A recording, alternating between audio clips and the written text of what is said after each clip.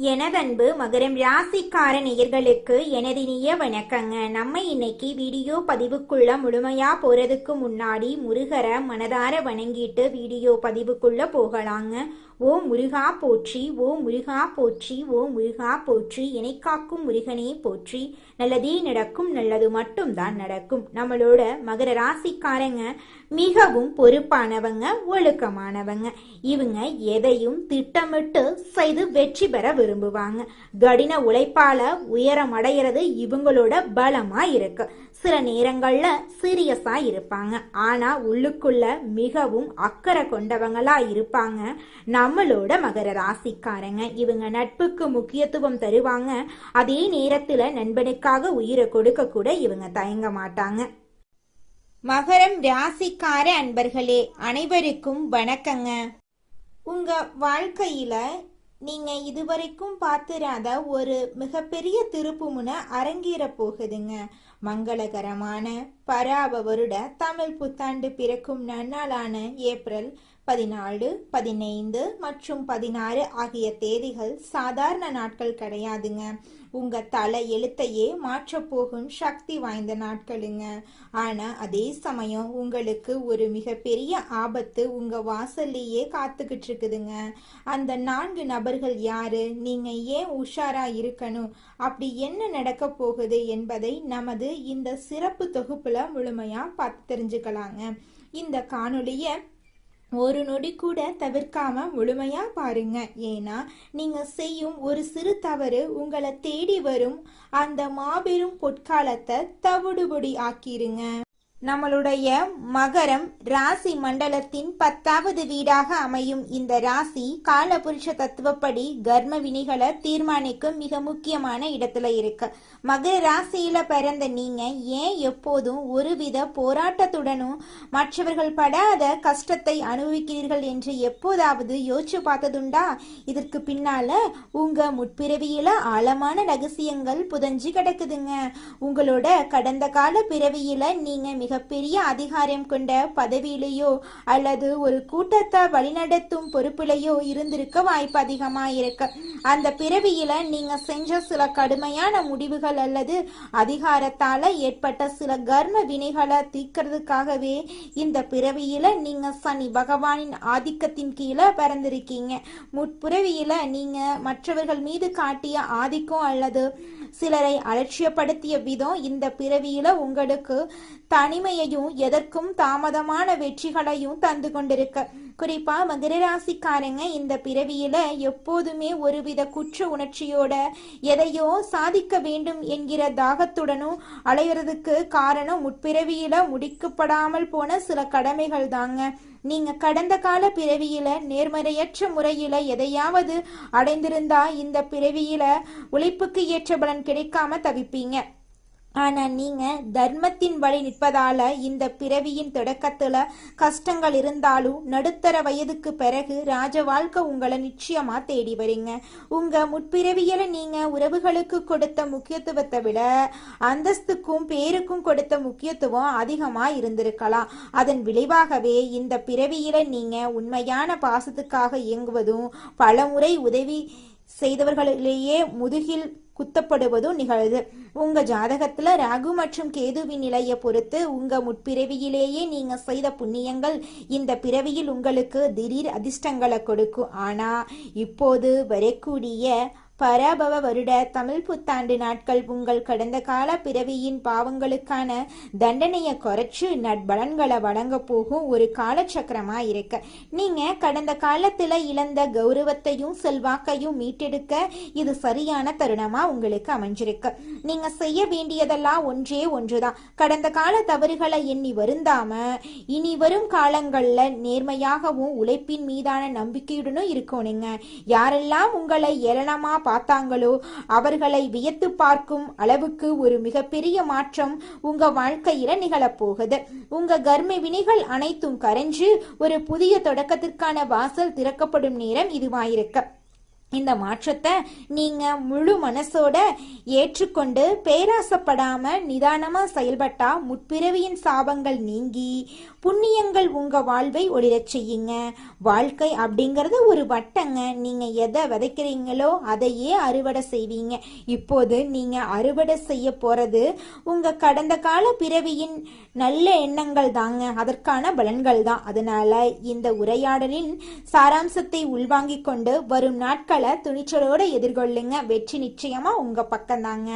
மகரம் ராசி மண்டலத்தில் பிறந்த அன்பர்களே, விதியின் ஆட்டமும் கிரகங்களின் சூழ்ச்சியும் இப்போது ஒரு மிகப்பெரிய முக்கியமான புள்ளியில வந்து நிக்குது. தற்போது உங்க ராசிநாதனான சனி பகவான் இருக்கும் நிலை மற்றும் குரு பகவானின் பார்வை பலன் ஆகியவை உங்கள் வாழ்வின் அடுத்த 10 ஆண்டுகளை தீர்மானிக்க போகுது. குறிப்பா மங்களகரமான தமிழ் புத்தாண்டு பிறக்கும் இந்த ஏப்ரல் 14, 15, 16 ஆகிய தேதிகள்ல நிகழப்போகும் கிரக பெயர்ச்சிகள் உங்கள் ஜாதகத்தில உறங்கி கிடக்கும் யோகங்களை தட்டி எழுப்ப போகுது. இதுவரைக்கும் நீங்க அனுபவித்த சோதனைகள் அனைத்தும் ஒரு முடிவுக்கு வந்து சாதனைகளாக உங்க கதவை தட்ட போகுதுங்க. ஒரு உன்னதமான காலகட்டம் இதுங்க. பொருளாதார ரீதியா பார்த்தா கடந்த சில காலங்களாகவே உங்க கையில பணம் வந்தாலும் அது வந்த வேகத்திலேயே மறைஞ்சிரும் நிலை நீடிச்சுது. சேமிப்பு அப்படிங்கிறது உங்களுக்கு காணல் நீரா இருந்துச்சு. ஆனா இப்போ நிலவும் கிரக மாற்றங்கள் உங்க தனவரவை அதிகரிக்க செய்யும். வராத கடன்கள் வசூலாகும். நீண்ட நாட்களாக தடைபட்டிருந்த பூர்வீக சொத்து விவகாரங்கள் உங்களுக்கு சாதகமா முடியும். ஆனா இங்கேயே நீங்க எச்சரிக்கையா இருக்கணுங்க.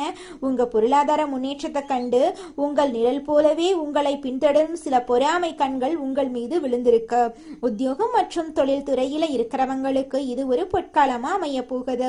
மேலதிகாரிகளின் கெடுபிடியினால மன உளைச்சலுக்கு ஆளானவர்களுக்கு இப்போது ஒரு நிம்மதி கிடைக்கும். உங்கள் கடின உழைப்புக்கு ஏற்ற அங்கீகாரம் இந்த ஏப்ரல் 14, 15, 16 ஆகிய தேதிகள்ல ஏதோ ஒரு வகையில உங்களை தேடி வரும். புதிய வேலை தேடுறவங்களுக்கு அவர்களின் தகுதிக்கு மீறிய ஒரு நல்ல வேலை வாய்ப்பு நிச்சயமாக இந்த காலகட்டத்தில் கிடைக்க போகுதுங்க. அதுல துளி கூட மாற்றமே கிடையாதுங்க. மகரம் ராசிக்காரர்களே, உங்களின் இடத்தை பிடிக்க துடிக்கக்கூடிய ஒரு நபர் மறைமுகமா உங்களுக்கு எதிராக சூழ்ச்சி செய்யலாம். குடும்ப உறவுகளை பொறுத்த வரைக்கும் கணவன் மனைவிக்கு இடையே இருந்த மனக்கசப்புகளை நீங்கி நெருக்கம் அதிகரிக்கும். பிள்ளைகளின் கல்வியில இருந்த மந்தநிலை மாறி அவர்கள் சிறந்து விளங்குவாங்க. ஆனா உங்க உறவினர்கள் என்ற போர்வையில் இருக்கக்கூடிய ஒரு சிலர் உங்க குடும்ப ரகசியங்களை தெரிந்து கொண்டு அதை வைத்தே உங்களுக்குள் குழப்பத்தை உண்டாக்க முயலுவாங்க. மகர ராசி என்பர்களே, உங்க வாழ்க்கையின் மிக முக்கியமான ஒரு காலகட்டத்தில் நீங்க இப்போது அடியெடுத்து வைக்கிறீங்க. கிரகங்களின் சூழ்ச்சி உங்களுக்கு சாதகமா மாற தொடங்கும் இந்த நேரத்துல உங்க வளர்ச்சியை தடுக்க முற்படும் 4 வகை மனிதர்களை பத்தி நீங்க மிக தெளிவாக தெரிந்து கொள்ளணுங்க. இந்த தமிழ் புத்தாண்டு நாட்கள்ல இவர்கள் உங்க வாழ்க்கையில ஏதோ ஒரு ரூபத்துல குறுக்கிடுவாங்க. முதலாவதாக உதவி செய்வது போல் நடிச்சு உங்க முதுகுல குத்த காத்திருக்கும் அந்த நபர். இவங்க உங்களுக்கு மிக நெருக்கமானவர்களா, உங்க நலனில் மிகுந்த அக்கறை கொண்டவர்களா காட்டிக்கொள்வாங்க. நீங்க எப்பொழுதும் பலவீனமா இருக்கீங்க அப்படிங்கறத தெரிஞ்சு கொண்டு சரியான நேரத்துல உங்க நம்பிக்கையை உடைப்பாங்க. இவர்கள்கிட்ட உங்க எதிர்கால திட்டங்களையோ அல்லது உங்க குடும்ப ரகசியங்களையோ ஒருபோதும் பகிர்ந்து கொள்ளாதீங்க. இரண்டாவதாக பண விஷயத்துல உங்களுக்கு ஆசை காட்டி உங்களை வீழ்த்த துடிப்பாங்க. குறைந்த வட்டியில குறைந்த முதலீட்டுல குறுகிய காலத்துல கோடீஸ்வரன் ஆகலாம் என்று புதிய திட்டங்களோடு உங்களை அணுகுவாங்க. மகர ராசிக்காரங்களுக்கு இயல்பிலேயே கடின உழைப்பின் மீது நம்பிக்கை இருந்தாலும் கிரகங்களின் தசாபுத்தியால சில நேரங்கள்ல குறுக்கு வழியில செல்லலாமா என்கிற எண்ணம் தோன்றலாம். பங்கு சந்தை, புதிய தொழில் முதலீடு அல்லது கமிஷன் அடிப்படையில பெரும் தொகை தருவதாக இவங்க சொல்லும் வார்த்தைகளை நம்பாதீங்க. மூன்றாவதா, பல ஆண்டுகள் தொடர்பில்லாம இருந்துட்டு திடீர்னு உங்களை தேடி வரும் பழைய நண்பர்கள் அல்லது உறவினர்கள். நீங்க ஒரு காலத்துல கஷ்டப்பட்ட போது உங்களை திரும்பி பார்க்காத இவங்க இப்போது உங்க முன்னேற்றத்தை பார்த்தும் உங்க கையில பணப்புழக்கம் அதிகரிக்கிறத பார்த்தும் தேடி வந்திருப்பாங்க. பழைய பாசத்தை பொழியறது போல நடித்து உங்க தற்போதைய நிலையை பற்றி துருவி துருவி விசாரிப்பாங்க. இவங்கள உண்மையான நோக்கம் உங்க வெற்றியின் ரகசியத்தை தெரிந்து கொள்றது, முடிந்தா உங்க பெயரை கெடுப்பது தாங்க. நான்காவதா, உங்க உணர்ச்சிகளை தூண்டிட்டு உங்களை தவறாக முடிவுகள் எடுக்க வைப்பாங்க. இவங்க பெரும்பாலும் உங்களுடன் பணிபுரியும் இடத்திலோ அல்லது உங்கள் தொழில் செய்யும் இடத்திலோ இருப்பாங்க. உங்க கோபத்தை தூண்டும் விதமாக பேசுவாங்க அல்லது உங்களுக்கு நெருக்கமானவர்களை பற்றி தவறா கூறி உங்களை ஆத்திரமடைய செய்வாங்க. கோபத்துல நீங்க எடுக்கும் ஒரு தவறான முடிவு உங்க பல ஆண்டுகால உழைப்பை சிதைத்துவிடும் என்பதை இவங்க அறிவாங்க. உங்க நிதானத்தை இழக்க செய்வதே இவங்களோட வேலையா இருக்கு. இந்த ஏப்ரல் 14, 15, 16 ஆகிய தேதிகள்ல யாராவது உங்களை சீண்டுனா அமைதியா அங்கிருந்து நகர்ந்துருங்க. உங்கள் மௌனம்தான் அவங்களுக்கு நீங்க கொடுக்கக்கூடிய மிகப்பெரிய தண்டனையா இருக்கணுங்க. கொஞ்சம் ஜாக்கிரதையா இருந்துக்கோங்க.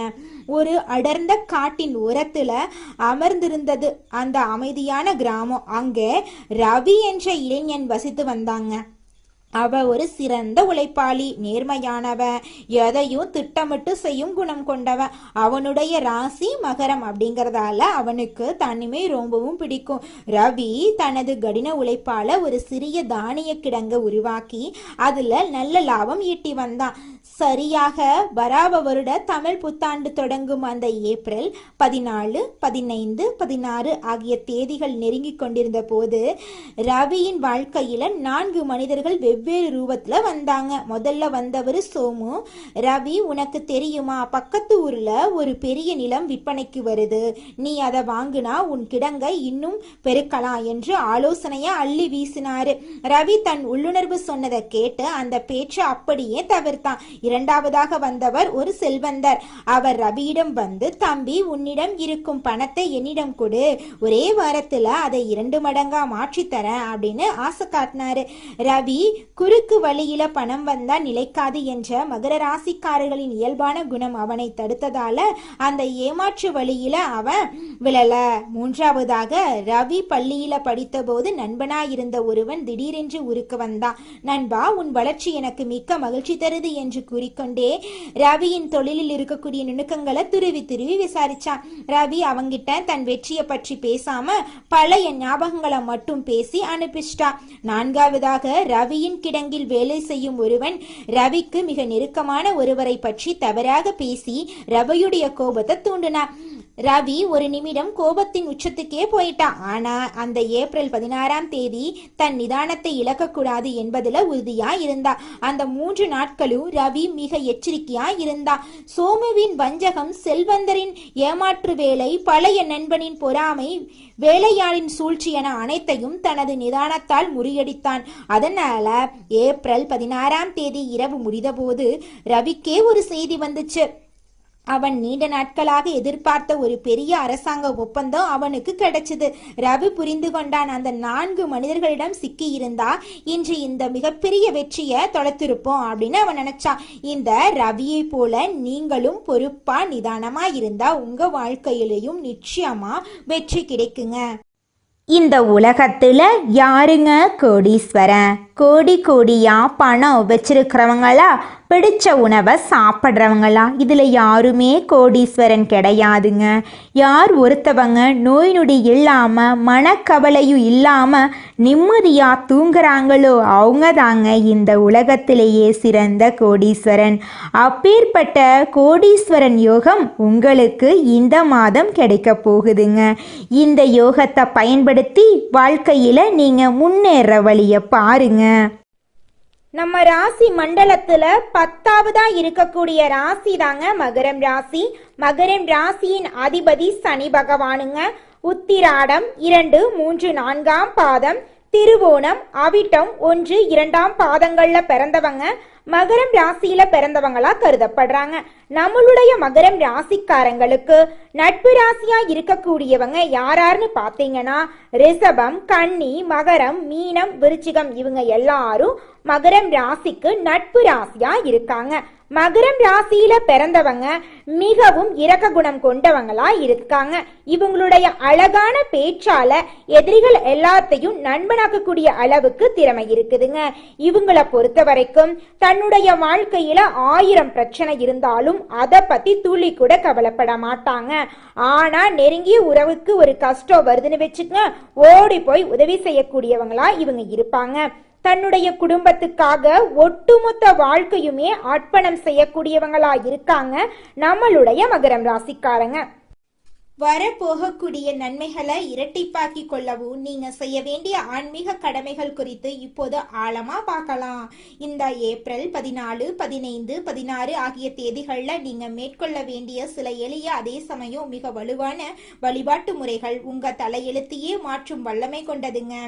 உங்க வாழ்க்கையில நீங்க செய்யக்கூடிய முதல் விஷயம் என்னன்னு பாத்தீங்கன்னா, இந்த 3 தேதிகளிலும் நீங்க அதிகாலையிலே பிரம்ம முகூர்த்தத்துல எழுந்து நீராடி உங்க வீட்டுல பூஜை அறையில மகாலட்சுமியின் திருவுருவ படத்துக்கு மல்லிகை அல்லது வெந்தாமரை மலர்களால அலங்காரம் செய்யணும். நெய் தீபம் ஏற்றி வச்சு உங்கள் மனக்குறைகளை அந்த அன்னையிடம் ஒப்படைச்சிடுங்க. இத்தனை காலம் நான் பட்ட கஷ்டங்கள் போதும் தாயே, இனி வரும் காலம் எனக்கு ஒளியா அமையட்டும் என்று மனதார வேண்டிக் கொள்ளுங்க. வெள்ளிக்கிழமைகள்ல சுக்கிர உரையில இந்த வழிபாட்டை செய்யறது உங்களுக்கு ராஜயோகத்தை பெற்று தருங்க. அடுத்ததாக தானங்கள்ல சிறந்த தானமான அன்னதானத்தை பத்தி பார்க்கலாங்க. உங்க வசதிக்கு ஏற்ப ஏழை எளியவர்களுக்கோ அல்லது ஆதரவற்ற பெண்களுக்கோ உங்களால முடிந்த உணவை அளியுங்க. குறிப்பா இந்த புத்தாண்டு நாட்கள்ல தயிர் சாதம், பால் பாயாசம் அல்லது வெள்ளை நிற இனிப்பு வகைகளை தானமா வழங்குறது உங்கள் ஜாதகத்தில் இருக்கக்கூடிய தோஷங்களின் வீரியத்தை குறைக்குங்க. பார்வையற்றவர்களுக்கு உதவுறது சுக்கிர பகவானின் பரிபூரண அருளை உங்களுக்கு பெற்று தருங்க. இந்த 3 நாட்களும் நீங்க வெள்ளை அல்ல சந்தன நிற ஆடைகளை அணியறது உங்களுக்கு ஒரு கூடுதல் பலத்தை தருங்க. இது உங்களை சுற்றி ஒரு தெய்வீக பாதுகாப்பு கவசத்தை உருவாக்கி எதிர்மறை எண்ணங்கள்ல இருந்து உங்களை நிச்சயமா பாதுகாக்குங்க. இந்த நாட்கள்ல நீங்க எடுக்கும் ஒவ்வொரு முடிவும் உங்க எதிர்காலத்தை நிர்ணயிக்கும் அப்படிங்கறதால எந்த ஒரு காரியத்தையும் அவசரத்துல செய்யாதீங்க. யாரிடமும் வாக்குவாதம் செய்யாதீங்க. உங்கள் மௌனம்தான் இந்த 3 நாட்கள்ல உங்கள் மிகப்பெரிய வலிமையா இருக்கணுங்க. உங்க வெற்றி கனிகள் கனிந்து உங்க கைக்கு வரும் வர அதை மறைத்தே வச்சிருங்க.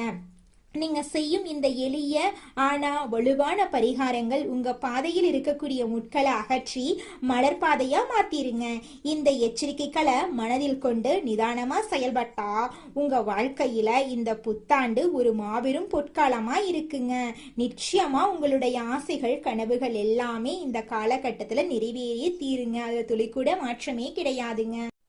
உங்கள் வாழ்க்கையில் மேலும் நல்லதெல்லாம் நடக்க நீங்கள் செய்யக்கூடிய பரிகாரம் என பார்த்தீங்கன்னா, உங்கள் வீட்டுக்கு பக்கத்தில் இருக்கக்கூடிய வயதான முதியவர்களுக்கு உங்களால் முடிந்த உதவிகளை செஞ்சுக்கிட்டு வாங்க. இந்த உதவியை செய்யறதன் மூலமாக நீங்கள் செஞ்ச பாவங்கள் நிச்சயமாக குறையுங்க. உதவி செய்யணும் அப்படிங்கிறதுக்காக நீங்கள் ஆயிரக்கணக்கில் லட்சக்கணக்கில் பணம் செலவு பண்ணணும் அப்படிங்கிற அவசியம் கிடையாதுங்க. உங்களால் முடிஞ்ச அளவுக்கு ஒரு வேளை முதியவர்களுக்கு உணவு வாங்கி கொடுத்தா கூட போதுங்க. இந்த உதவியை செய்யறதன் மூலமா உங்க வாழ்க்கையில நல்லது தாங்க நடக்கும், நல்லது மட்டும் தாங்க நடக்கும். நன்றி, வணக்கம்.